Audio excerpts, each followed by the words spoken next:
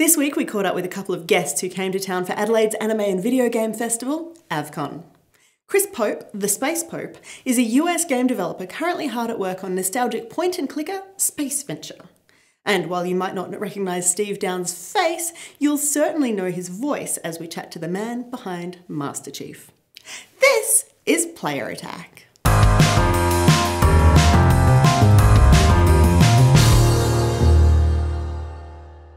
Hi, I'm Jessica Citizen, and this week Pokemon Go is back in the headlines for all the wrong reasons. To celebrate the game's first anniversary, Niantic announced Pokemon Go Fest, an all-day ticketed event that would feature increased encounters, extra challenges and rewards, and an exclusive in-app medal. Those trainers who couldn't make it to Chicago had to make do with special in-game events and some nifty reward multiplayers, but don't feel too bad if you couldn't make it. The event quickly sold out and an estimated 20,000 people crammed into Chicago's Grant Park over the weekend, excited for a couple of days of catching them all and racking up some precious XP. Unfortunately, neither of those things happened for many people, even once they braved the 3-hour-long wait in line to get in and actually play the game. Technical glitches hit, and they hit hard. The region's mobile networks were quickly overloaded and simply refused to connect users, and Niantic's own servers crashed just a few hours into the event. By way of apology, the developer is refunding all of the sold tickets and giving all attendees $100 worth of in-game coins as well as a legendary Lugia. In happier news, Australia has qualified for the Overwatch World Cup at BlizzCon after an impressive group final stage held in Sydney over the weekend. The team entered the competition looking comfortable with early wins against Italy and Portugal before succumbing to Sweden Sunday morning. The Aussies then faced off against fan favourites Japan in the final matchup of the weekend. The game was intense, with neither team prepared to give too much of an advantage before this move from Australia secured a trip to the grand finals in November, setting up a 3-2 victory for the home team. Australia with the ult advantage right now. It's their game to win. Oh no! That pick! Oh my God! KTM taken out by Juan. Once again, a crucial pick with that Tracer. In quick news, there has been a bit of musical chairs going on over at BioWare with the news that Aaron Flynn will be stepping down from his general manager position. Flynn has been with the company for nearly 2 decades, working in a number of positions, including lead programmer and chief technical officer. He was also named as the original director for upcoming Mass Effect title Anthem, but he's now announced he's taking a bit of time off. Stepping up into the GM role now is a familiar face, Corey Hudson, former BioWare executive producer, who is returning home after taking 3 years of his own time off. Iconic RPG RuneScape is getting a new lease of life 16 years after the original game hit shelves. Soon, you'll be able to log in and play the groundbreaking MMO anywhere you like, with Jagex confirming a mobile client is coming soon. It is exactly the same game you know and love, with some interfaces tweaked and optimised for the smaller screen, and yes, there will be persistent cross-platform play with the desktop version. And while we're looking at things being dragged kicking and screaming into the future, Blizzard has announced it is ending support for Windows XP and Windows Vista starting in October. Please remember that Microsoft themselves ceased support for the operating systems in 2009 and 2012 respectively, but it seems a decent chunk of Blizzard fans still use their older machines to play World of Warcraft, StarCraft 2, Diablo 3, Hearthstone and Heroes of the Storm. Now though, in 2017, enough is enough. If you're still running an old version of Windows, maybe now's a good time to upgrade. Last month, a massive landslide hit California's Big Sur, effectively adding 13 acres to the region's coastline. Nobody was injured when more than 1 million tonnes of rock and debris collapsed after unusually heavy rainfall, but a lot of that dirt landed directly on top of Highway 1, the Pacific Coast Highway. But how is this related to gaming? Well, the team behind American Truck Simulator pride themselves in making their game as real-world accurate as possible. And it turns out the Pacific Coast Highway is included in American Truck Simulator, so now it too is buried under virtual rubble, complete with illuminated warning signs. And for that extra bit of realism, whether or not the road is ever reopened depends entirely on real-world events. We don't have many details about it at this point, but we do have some pretty pictures of the brand new Atari box.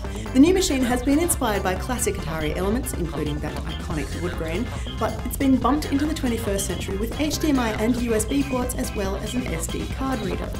More details are promised soon. The dev team reassures us that they really want to get things right, so they're taking their time. PlayerUnknown's Battlegrounds has crashed past another couple of milestones this week, with more than 5 million copies of the game sold in just 4 months. The Battle Royale, which is still in early access, also achieved the 4th highest peak player count on Steam, overtaking the juggernaut that is Grand Theft Auto 5. More than 380,000 people were logged into the game at one point, a record only bested by Fallout 4, CSGO and Dota 2, which saw 1.2 million concurrent users back in March 2016. Believe it or not, it's been over a year since Bethesda unleashed the revamped Doom onto the world, and the studio is not finished with it yet. This week saw the arrival of the ominously titled 6.66 update, which brings with it a ton of fixes and improvements, mainly focusing on snap map and multiplayer. That would be enough for most people, but with a version number like that, you've got to do something special. Bethesda has also taken the opportunity to completely revamp the multiplayer progression system, add in an all-new rune system to replace the hack module system, and to overhaul the user interface to better deliver information, and add in some more details that are available to you now as well. Even then, they're still not done. The Doom Season Pass has been officially retired, meaning that the 3 multiplayer DLC packs are now available to everyone, everywhere, free of charge. And finally this week, hang on to your trousers, this announcement has been a decade in the making. Super Fancy Pants Adventure is breaking free of its Flash-based shackles and is making it onto PC for the first time.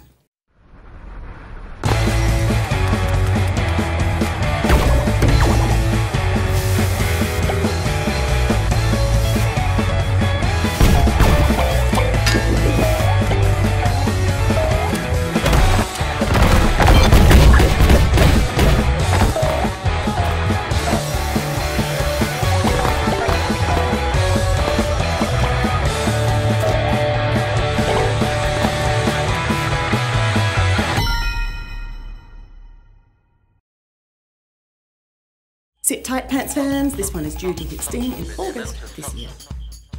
For more information on any of these stories, or to keep up to date with the latest gaming news, head to playerattack.com. But for now, stick around, we've got plenty more still to come.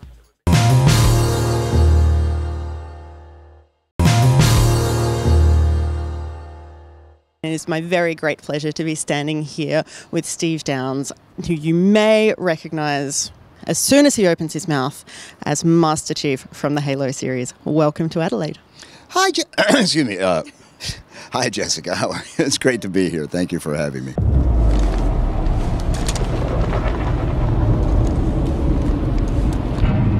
Blue team, report.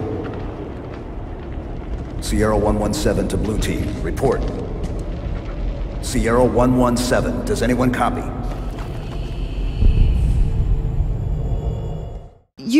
You're a DJ originally, professionally. Yes. Yes. I'm sort of semi-retired at the moment, but yes, that's how my career began.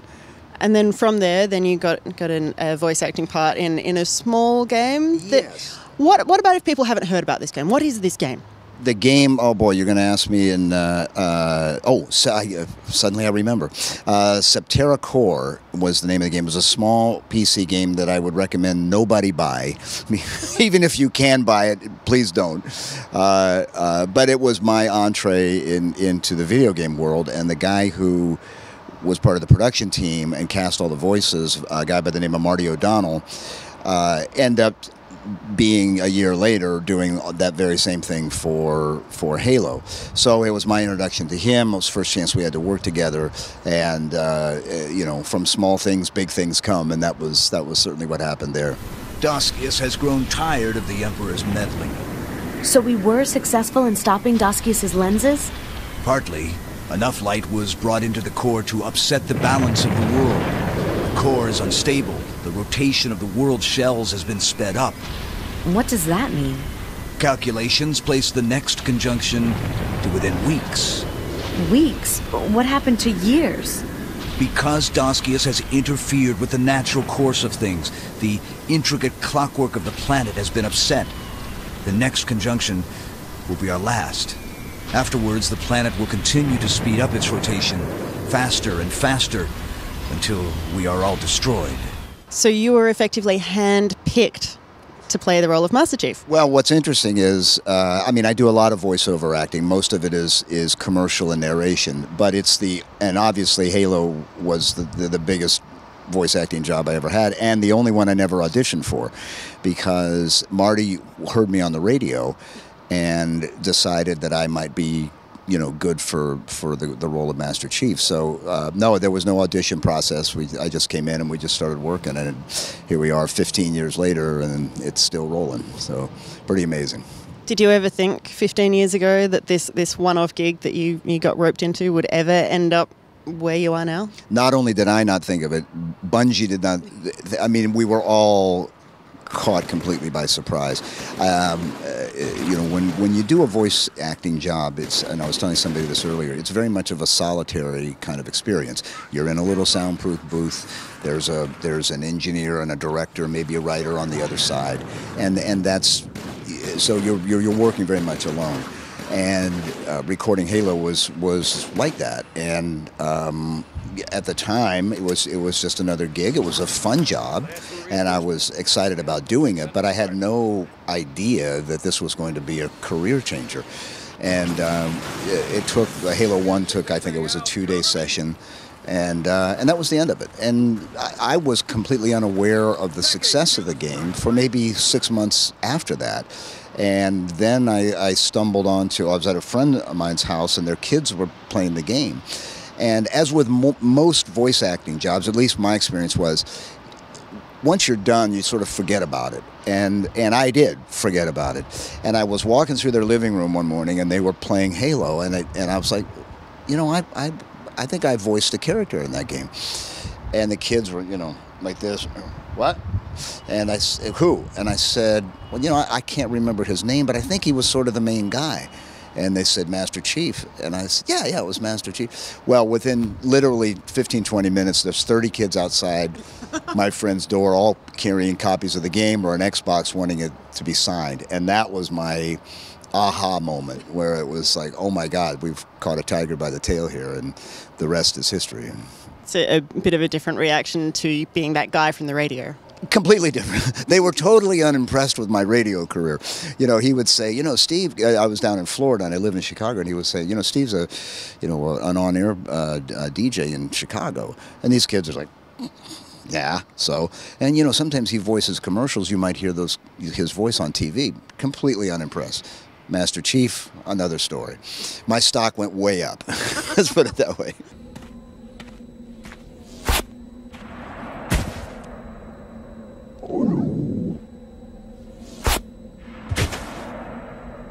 Recon reporting.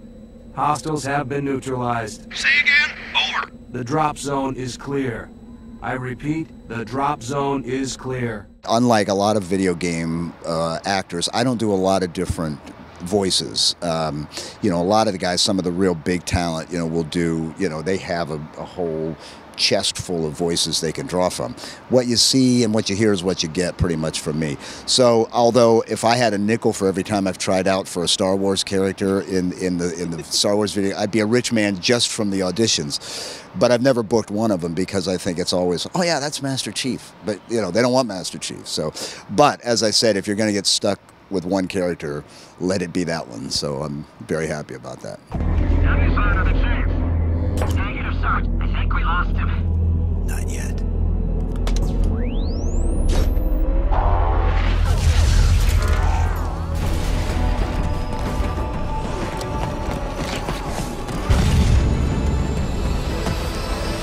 I've actually been criticised when speaking to voice actors that I don't do the obvious question, which is, do the voice, do the voice, do the voice. So, can you please? Jessica, I need a weapon. That's it. That's all I got. You know, Master Chief is he's a character who is a man of very few words, but when he says something, somebody usually dies, so I don't want that to happen, so don't think about that too much. On that note, thank you very much, Steve, for your time. Please have a wonderful time here in Adelaide for AVCon. I will. I'm looking forward to it. It's going to be a lot of fun. I can't wait. I am ordering you to surrender that AI! No, sir.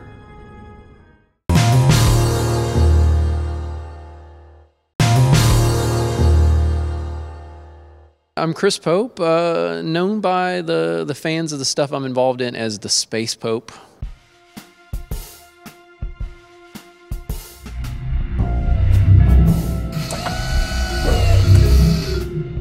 The current project I'm involved in is a game called Space Venture. It's a game we kickstarted about 5 years ago. I kickstarted it with my partners, Mark Crow and Scott Murphy.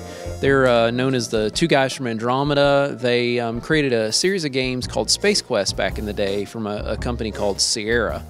And so, yeah, 5 years ago, the three of us kickstarted the game. We raised like $547,000, and here we are 5 years later, still making a game. We were supposed to be done in a year, but it's taken a bit longer. But we're really, really trying to pump out a high-end product and not a half-baked game. Well, yeah, game development's a fickle thing, isn't it? You gotta take your time with those types of things. Yeah, for sure, for sure. It definitely is. It's taking longer. We have a team of about 10 people working on it, so we're a small team, but you know we're putting a lot of TLC into it. You know, trying to make sure it's done right.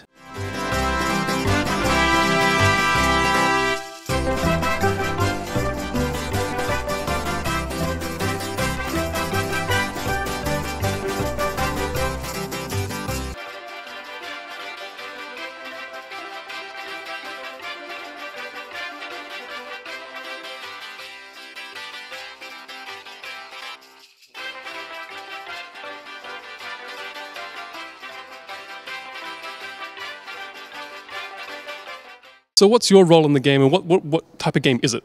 It's an adventure game. Again, kind of based on the old style point and click adventure games from the 80s and 90s. Kind of like Monkey Island, Space Quest, King's Quest, those style games. The LucasArts Sierra style games. You know, my role's kind of jumped around a little bit in game development, especially indie game development. You'll find that a lot of people are wearing lots of hats.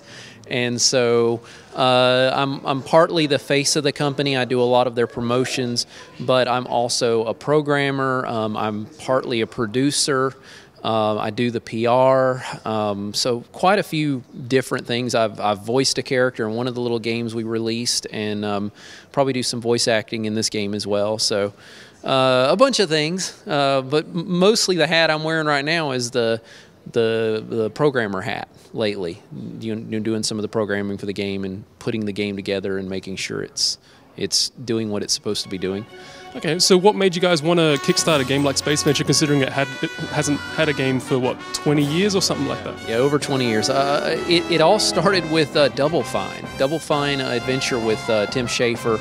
You know, they didn't even see it coming, but they decided to do a Kickstarter for their adventure game, and it raised like $3.3 million or something like that. And me and Scott Murphy were good friends. We'd been talking for a while, and we linked back up with Mark Crow, his other partner, and the three of us were like, we got to do another game. And so it was kind of a good marriage with the three of us in terms of my skill set versus their skill set. And we started a company, and sure enough, we were able to get it kickstarted.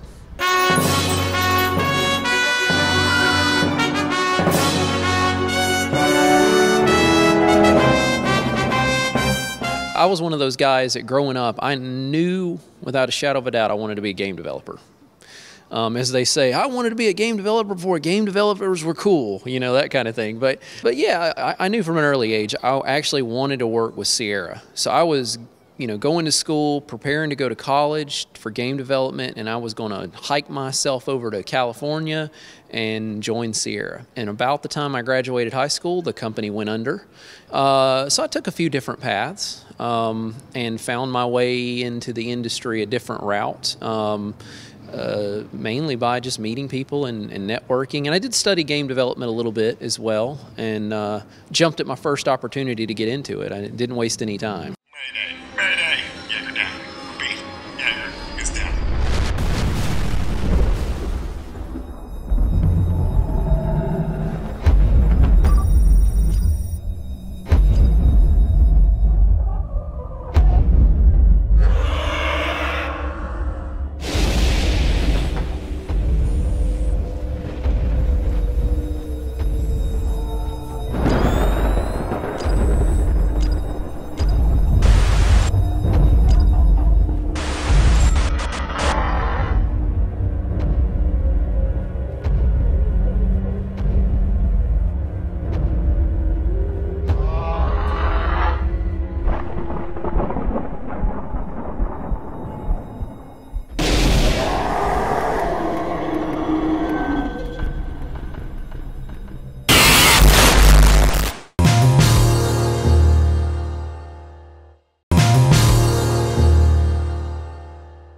You're not just a game developer, though, are you? You've also got a world championship under your belt.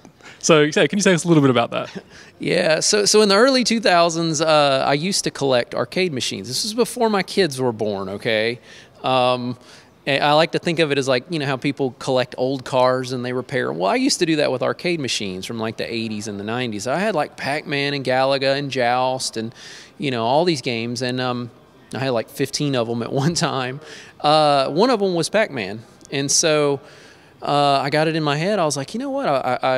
I checked out the Twin Galaxies score for that particular game. Twin Galaxies is like the world scorekeeper for video games.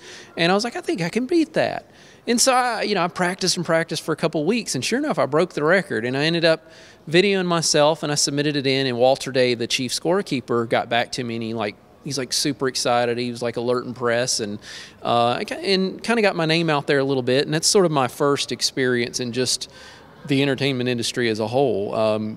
Getting out there in the gaming industry, and that catapulted me a little bit out in the industry. I think it definitely didn't hurt. But later down the road, my family ended up, I ended up with 3 daughters. I don't know how that happened. It just somehow happened. 3 daughters, and we ended up having to, one year we kind of had some financial problems. We're like, all right, we got all these Christmas presents we got to buy. How are we going to afford it? So I ended up selling a couple of my machines, including the Pac-Man that I did it, I broke the record on. And it wasn't long after that somebody ended up breaking my record. So I'm always asked, are you ever going to try to take that record back? And I'm like, well, if I actually could go out there and buy another machine, I would. But as of right now, no. I'm too busy trying to make a video game than break somebody else's score.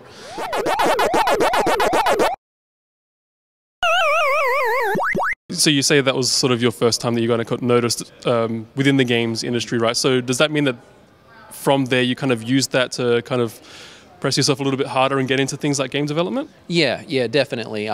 From there, it was around not too long after that, the whole new media movement occurred with social media, right? Podcasting started coming out, and I decided to take, take the little teeny name I had kind of built for myself in the video game world and move that into the podcasting world. And so I started doing podcasts with people and doing interviews and networking, and that's a big part of it. Anybody will tell you this in game development. A huge part of game development is networking, and so I got into that and I started meeting people, and one thing led to another. So I got made friends with people like Chris Avalon, who's well known in the indie world, and then jumped into meeting Scott Murphy and Mark Crow and all of those guys, Al Lowe and Lori and Corey Cole, all these people from the Sierra world, and networked with them, and we built a friendship relationship, and from there we were able to, or I was able to build a nice little ring of people that are all well connected in the industry, and it helped me kind of get to the point to where I could be a part of the game industry without actually doing it the old route, which was you got to get on with a big studio or whatever. That's the only way you're going to get your foot in the door, But again, I was lucky enough to be kind of in the beginning of this whole indie development thing. And you can still kind of say it's still in its early stages, its infant stages, but I was able to get my foot in the door with it real quick, real early on.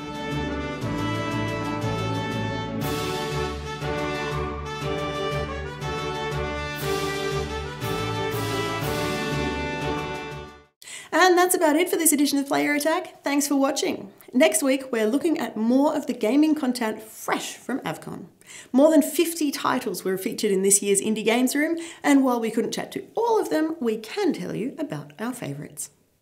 In the meantime, you can catch us at playerattack.com. We're on Facebook, YouTube and Twitter, and if you've got something you want to say, send us an email, mailbox@playerattack.com, or just hop on our forums.